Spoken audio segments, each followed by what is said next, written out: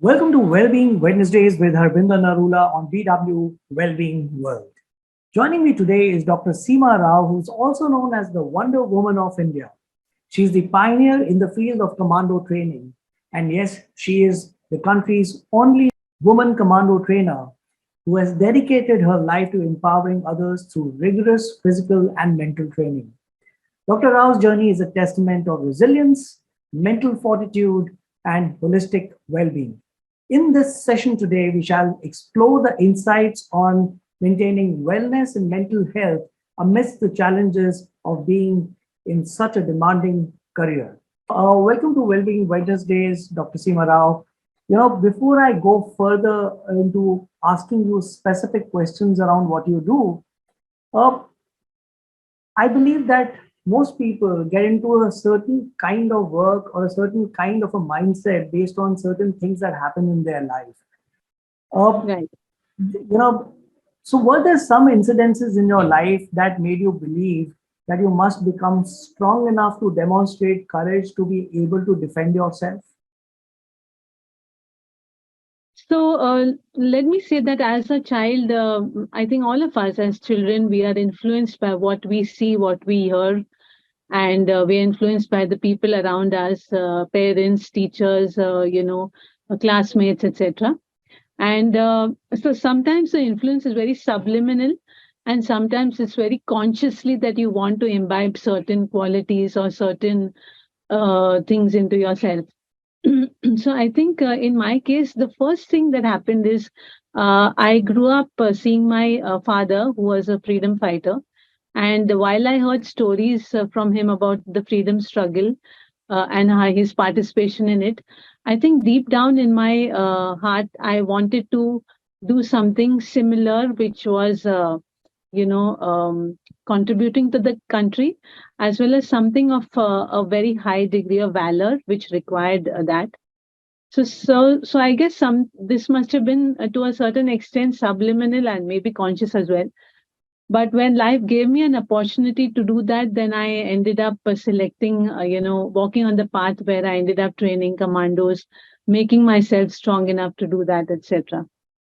And of course, to be strong as a woman during that time, I think there were it was different then. Today, the scenarios I think a lot better for women, but then it wasn't like that. I'm talking of about 40 years back, or maybe 35 years back when I was 15. I'm 55 now. So at that time, I think women, had to face a lot of issues on the street where you'd be teased, molested, etc. And then you would have to stand up to that, or you would have to just turn a blind or a deaf ear to what's happening around you, and then just continue living your life. So I think strength is something that where you begin to believe that, or you decide that you need to change certain things. You need to change the way you respond to certain things. So I think that is what happened. Okay. And Dr. Seema, since you're talking about strength, now, Yeah. is bravery and courage just about being physically strong? How important is it to be mentally strong along with your physical strength?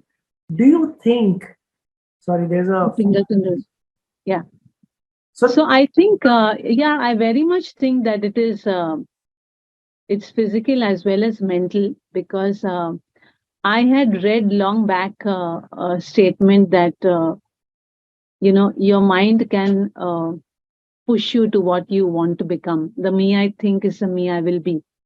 So I very much believe that if you visualize yourself to be something, if you have a goal ahead of doing something, maybe something different with your life, then and if you of course move in that direction, meaning you are capable enough to reach there, you gather the capabilities to reach there, then I'm sure you will reach where you want to reach. So yes, it is physical, it's very much mental as well. There's no doubt about that. and you're into training commandos. Yeah. And so, if you believe that the mental strength is as important as being physically strong, what strategies do you use to build mental resilience in those that you are training? No, so let me tell you that one is I train commandos in close quarter battle, and that work I've been doing for 25 years. So close quarter battle is something where your enemy is at a distance of about 25, 30 yards away from you, and everything that transpires between you and the enemy is close quarter battle, which means hand to hand combat, hand to weapon combat. I mean, it's a very uh, big subject, but it also involves shooting and team on team tactics, etc.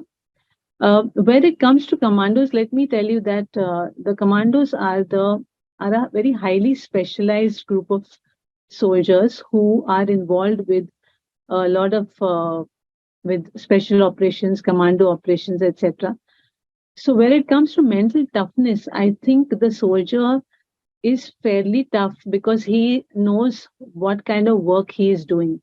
He knows that he is joining the forces because he is there to, safeguard the country.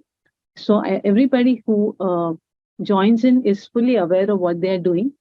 And toughness, I think, is something where you are prepared for any eventuality.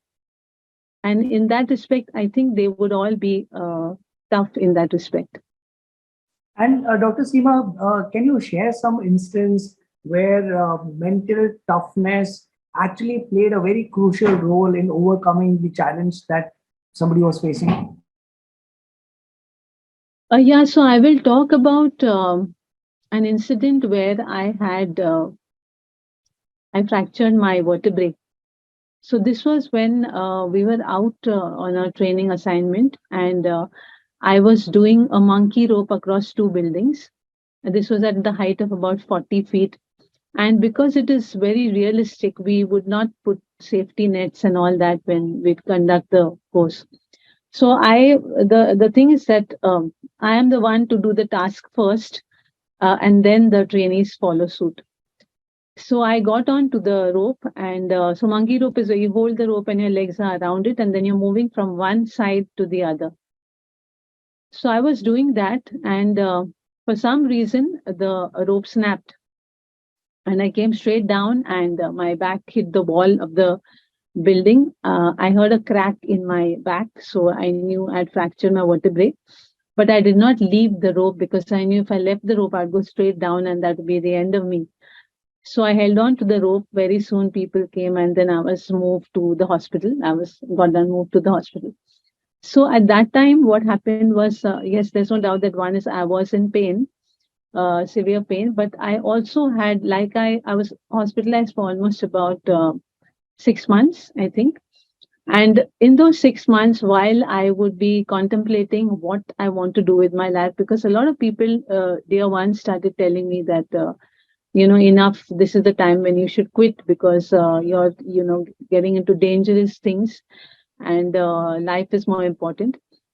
So that time I would think and I would ask myself what exactly I wanted to do.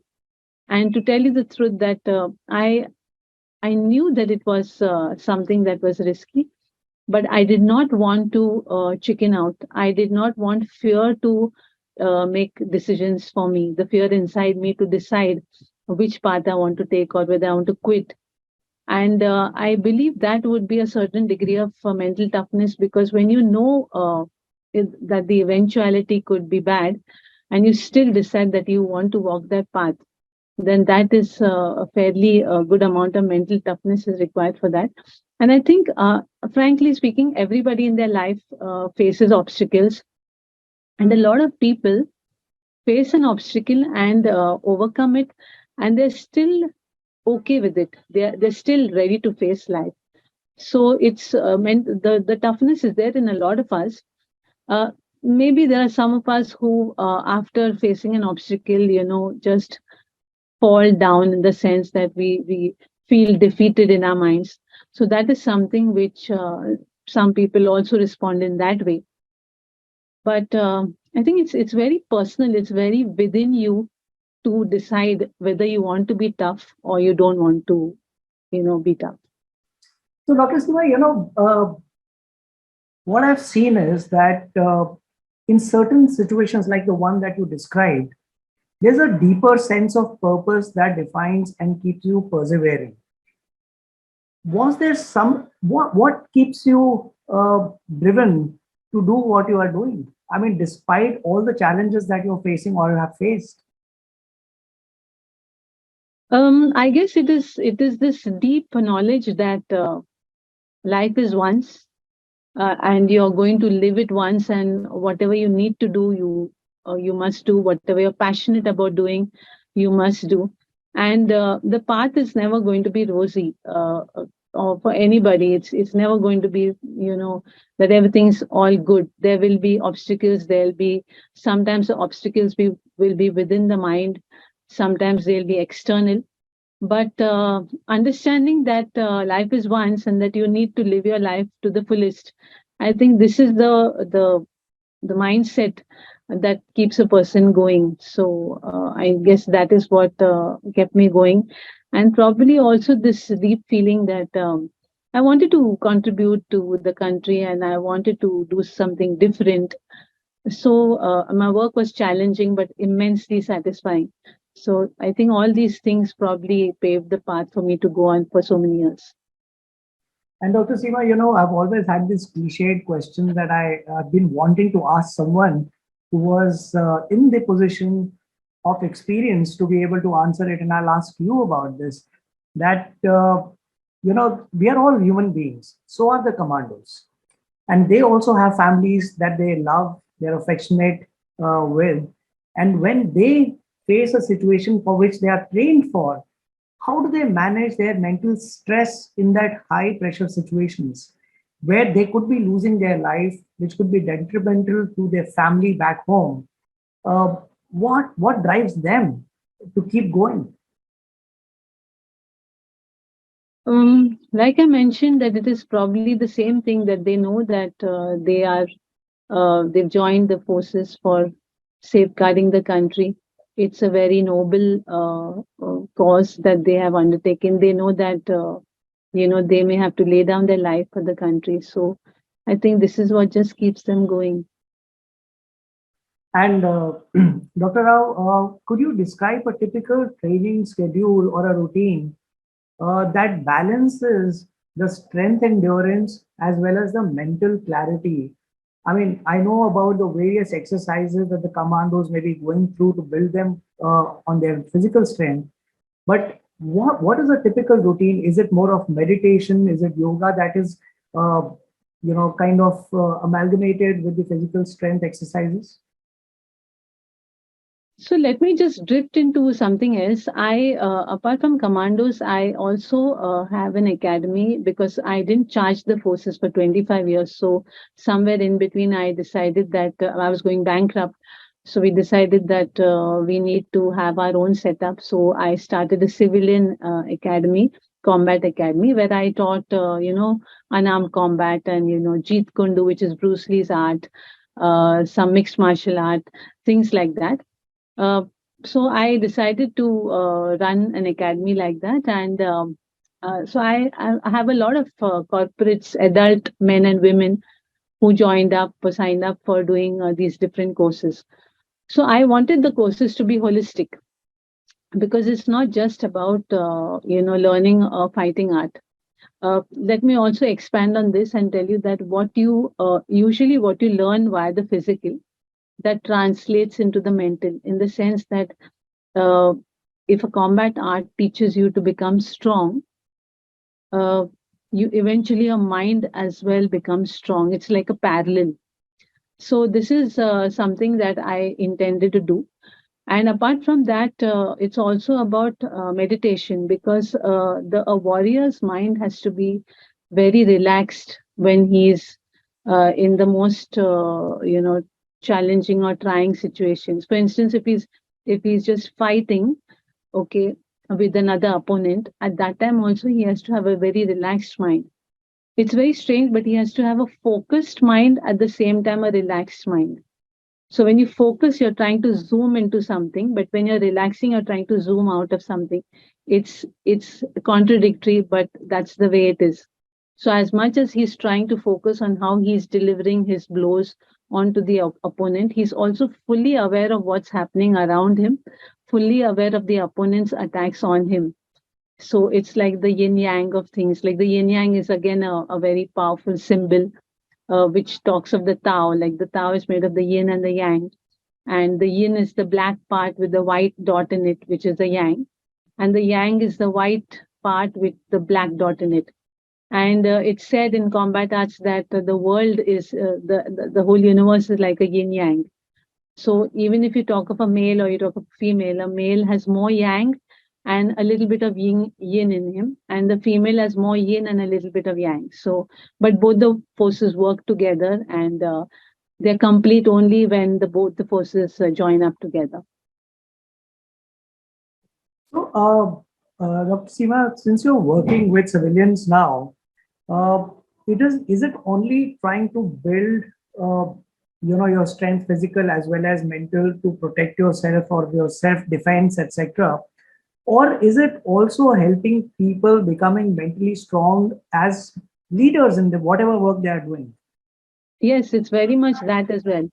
So there are different facets to it. So one would be the physical aspect where a person becomes stronger because he trains his body through various physical exercises. Then there would be the martial aspect, which is the combat art, which is helping him to offend, I mean, hit and defend himself. Then you also have the spiritual aspect and the material aspect. The material aspect is what we call materiology, which is meant to be able to achieve your material goals in life. So it's, whatever you want to do, you want to upgrade your job, you want to buy a house, you want to make more money. So that's the material aspect of things. And then there's also a spiritual aspect that we try to cover up, which is all about how to be able to handle the ghosts in your mind, in the sense that everybody has fears, they have insecurities, they have complexes that they have carried with them throughout life. So, how do you face these? How do you confront all these issues in your subconscious mind? And first trying to see them, identifying them, and facing them, and then trying to overcome them. So that's why I said that the program is extremely holistic. Of course, the spiritual aspect and the philosophical aspect is handled by Zen meditation. That's part of the program as well.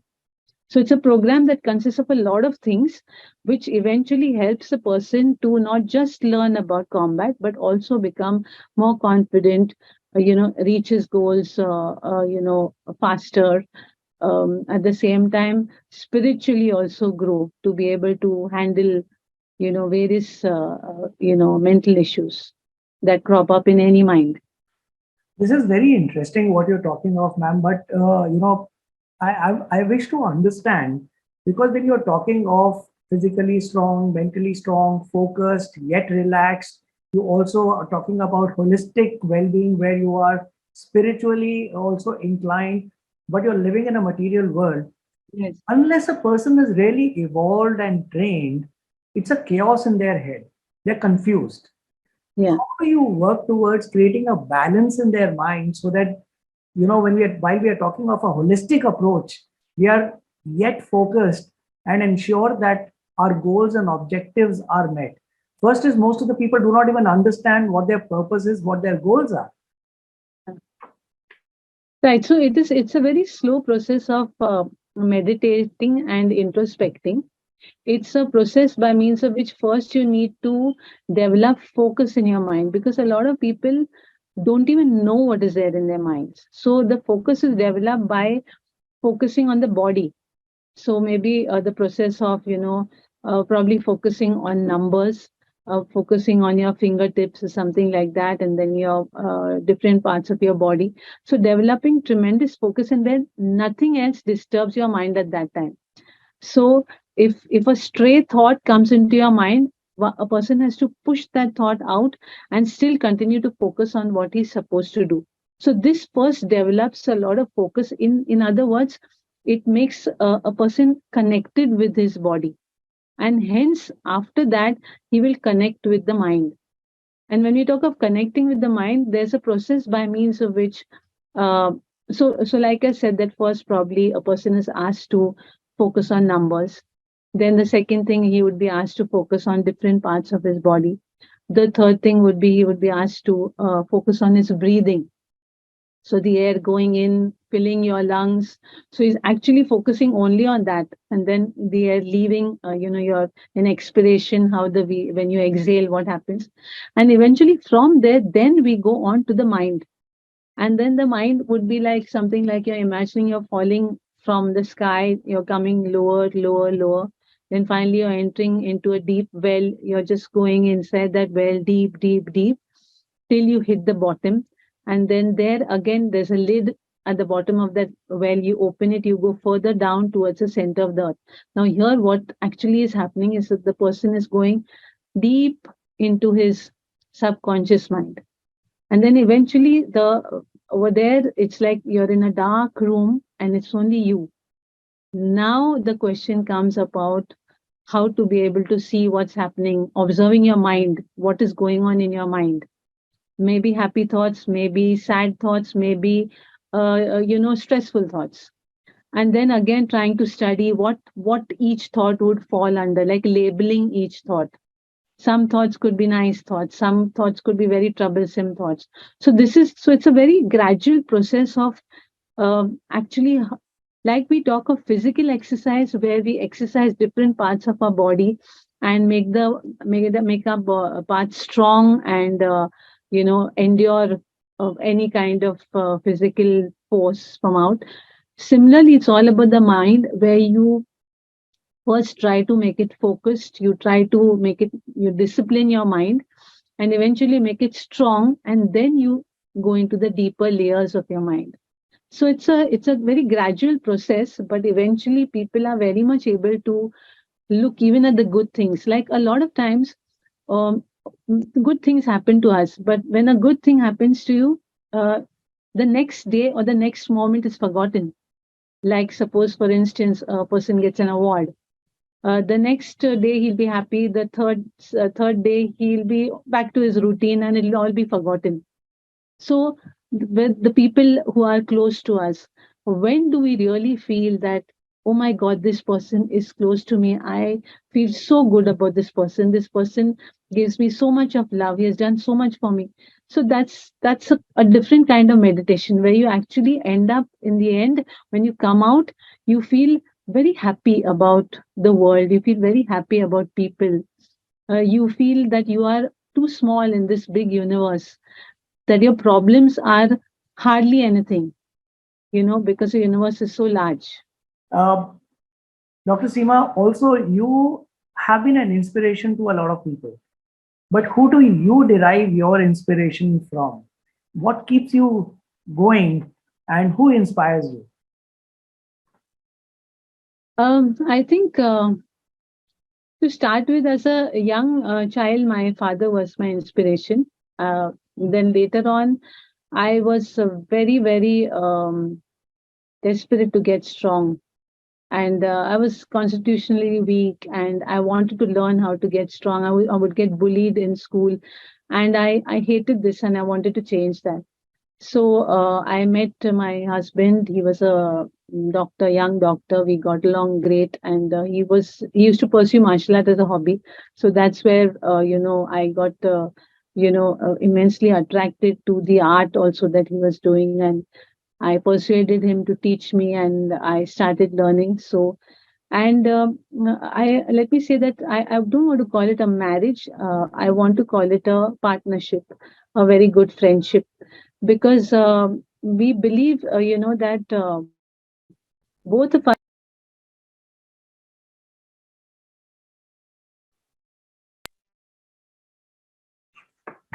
to help him achieve his goals, and he has to help me achieve my goals. It has to be a win-win situation for two people in any relating. So this is the belief that we always had, and to a large extent, he's been very inspirational to me, because when I'd feel that things are very, there would be moments of frustration when you feel that you're not able to, excel at certain things. So at that time, he would tell me, just go on, and just stand there and keep the fight going. Don't just say, okay, I'm done with. There would be moments of when I would feel, when I had my injuries, when again I would turn to him, and he was a huge support in not just for my mind, but even otherwise for in me pursuing what I did, because we would be traveling. He also was in the same profession. He is Honorary Major Deepak Rao, who is one of the five Indians to receive the President rank honor. He received the honor along with MS Dhoni and Abhinav Bindra. So, for his work in counterterrorism. So there were times when he used to be in one place, one assignment somewhere, and I would be somewhere else. So that would also happen. Sometimes we would be together as well. But he was a huge support. He is a huge support even now in whatever we do. So we have a very different concept of even the way we relate. We believe that we should like again, and this is talking a little bit from Zen Buddhism. It's like in the partnership, instead of you drinking from the same cup of tea, which means life, it's like you are drinking from your cup of tea and I'm drinking from mine, and we are still enjoying each other's company. So that cup of tea signifies my life, and his life is the cup of tea he's drinking from. And while we're enjoying drinking from our own cup, we're also enjoying immensely the companionship.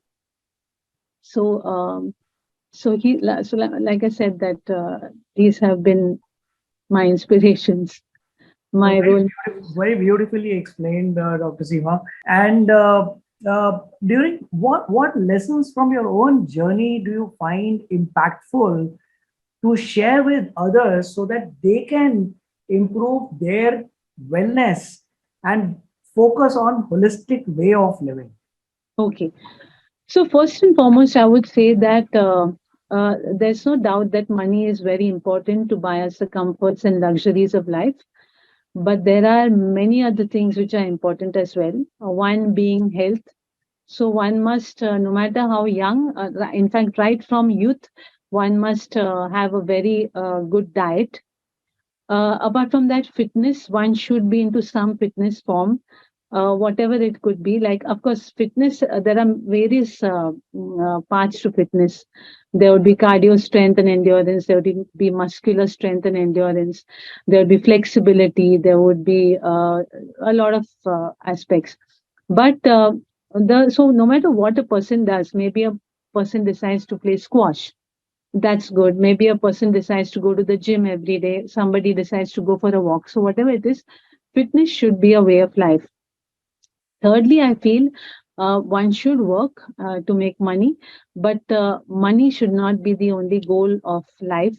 Apart from that, there is something like family life. There is where you spend time, you work on your family, you work on your relations with children, with the spouse, etc. And when I talk of working on these relations, I mean that it like making money requires work. Similarly, making relationships stronger requires work, not just in the beginning but throughout, because throughout life people are constantly changing because of the experiences that they're having, and when they change, then they could change towards each other as well. So then that requires work again to keep the bonding as good as it used to be when people were young. So this as well requires work. And then of course there's a mind, because the mind also in the process of life, one picks up so many unwanted and good things, and these in turn influence the mind. And then as we get older, there are different things that could influence the mind. There are different fears that come up. So all these things are buried into the mind. So one has to also become very philosophical and face things and find a way around how to deal with these things. So um so like I said, that there are many aspects to life apart from just making money or getting famous or getting powerful. There is also these other aspects which should be worked upon. Absolutely. In fact, I truly believe that there are three buckets that everybody needs to fill. One Yeah. is something that brings the food on the plate, so which is your profession. Second is something which you enjoy doing, where which is driven by passion or Yes. hobbies, etc. And third Right. is and mostly it is in the later part of your life that when you take on things that can impact the communities. So, Yes. in your case, can you describe any community building activities or initiatives that have had a significant impact? Well, so let me tell you that I am an icon of women empowerment, and it's always been the cause of empowering women has always been very close to my heart, because I would the what like in my journey, what I went through, the hardships I went through, physical and mental. It's if I could share them with others, and the lessons that I have learned, if I could share them with other women, then maybe their journey will be a lot more simpler or easier. So I talk about my life. I'm a motivational speaker, and I usually have a lot of women who come after the talk that I give. They come and tell me things like, ma'am, when, and there are a lot of these are mostly corporates, so they come and tell me that, I had to take a break from work because of childbirth, pregnancy, and childbirth. And then a lot of things happen in the company, and a lot of advancement has happened. And now I'm very afraid to get back. But after listening to you, I feel that nothing can come in the way, and I'm going to get back. So there have been emails and many women writing to me saying this. So I feel it's good because forget about the fact that they're women. It's just about helping. If I can help somebody in some way, then I think that's also being successful in life, because mostly in life we are too busy with ourselves. There's hardly any time to look around, to smell the roses, to experience a fellow person walking along with you. This this this is hardly done. So I feel if I can help empower somebody or change a person's mind and make her fight her life and succeed at it and live the best that she could, then it's a good thing that I'm doing. Yeah, so it satisfies me. And during your career, have you had the opportunity to collaborate with international counterparts in whatever work that you're doing or in the commando training? And were there any insights that you gained from these interactions? Was it that something that India was doing, which was very different from compared to what you've seen other parts of the country, the world doing? No, so I'll just say one thing, that the training has been always for India. We developed a method of shooting which is called the reflex shooting method, which was found very useful by some of the forces. And but this method is something that we wanted. We patented this method. If we wanted, we could have sold this method to international companies and got paid in dollars, millions of dollars for it. But we did not want to do that. We gave this method, we have given it to the forces, and it stays in India. It doesn't go anywhere out. Apart from that, I also authored many books, and these books are all books on training manuals. These books were given to now they're not for civilian use, they're only for the forces. So we made these books, got them published with our own money. No sponsorships, grants, nothing of that taken, donations, nothing like that. And we produced lovely books, and we've given them to the Home Ministry and Defense Ministry. Yes, we also send them to some SWAT libraries, to the Interpol and FBI, and got very good letters of appreciation for that. So, but like I said, that the training has always been for the country, in the country. Dr. Seema, my last question to you before I let you go is just a few minutes back, you were talking about, that people should take time out to experience whatever is around them, take a moment to go smell the roses, enjoy their environment. Do you think such kind of concepts would weaken a person who is otherwise expected to be really strong and showcase a very tough face as a part of the profession? For example, commando training or self defense or police. Do you think it is counterproductive to the training that you give there? No, it's a totally different thing. When I talk about smelling the roses and experiencing life, I'm talking of something called mindfulness. which is a part of Zen meditation. So mindfulness is where you are extremely mindful. Like let me give you an example. When we go on a vacation overseas, a person is very mindful because he's going from the moment he gets on to the airport, he's in a different plane because he's like, okay, I'm going to go to this destination, I'm going to see different things. So he gets mindful. He's involved with every moment that he's experiencing. So that's the mindfulness that I'm talking about. Even when he goes there, he looks at a beautiful scenery in front of him. So he's looking, he's absorbing 100%.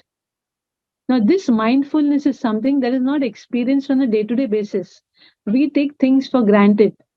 We take companionship for granted. We take loved ones for granted. We take our own workout for granted. So mindfulness is something that makes you live this moment and not think about the future. That doesn't mean you don't plan for the future. You very much plan for the future, but you're involved totally in this moment, living this moment to the fullest, enjoying this moment, savoring this moment like one would savor a very good dish kept in front of him. So that mindfulness has to be expanded. We have it only for certain things and for certain times. So that needs to be pulled into our life as well. When we talk of work, being mindful means doing your work 100%, enjoying your work, being getting satisfaction out of your work, and doing it to the best of your ability. So you're fully involved in it. That's being mindful of your work. Fantastic. Dr. Seema, thank you so much for taking our time to speak with us. I think what you spoke right now about mindfulness, consciousness, I think that's the underlying fundamental to achieve the holistic lifestyle where you experience everything around yourself. You Yes, understand the importance of physical well being, mental well being, have an element of spirituality so that you can internalize your thought process, etc. So that, what we were talking of is to identify your purpose, which keeps you perseverant towards achieving your goals.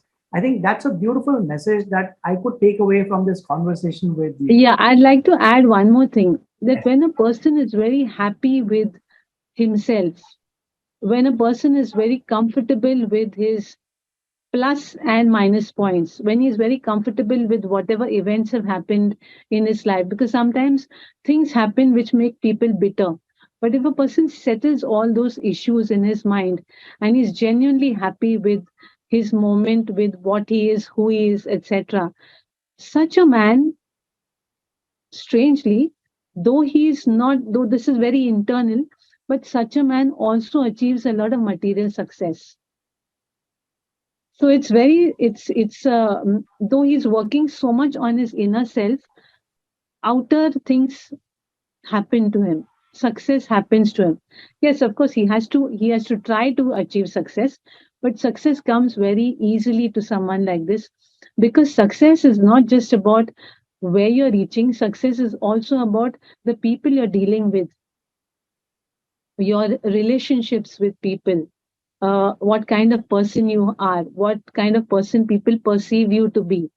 And when people perceive you to be a very cool, confident, well sorted person, then people don't mind pushing you up.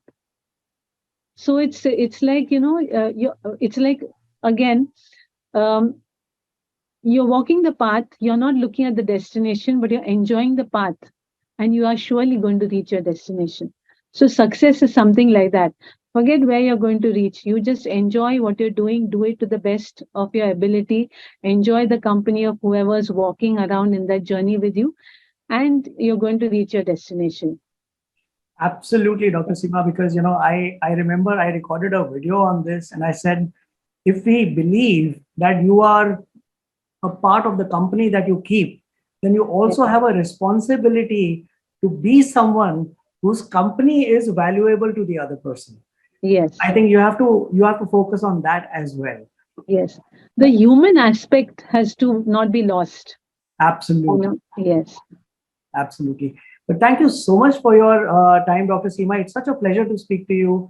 And much as we would think that there's somebody tough when you associate a commando trainer, but there's a softer side, a human side that we could sense. And that's what your purpose, I think, is today through your training programs for even the civilians.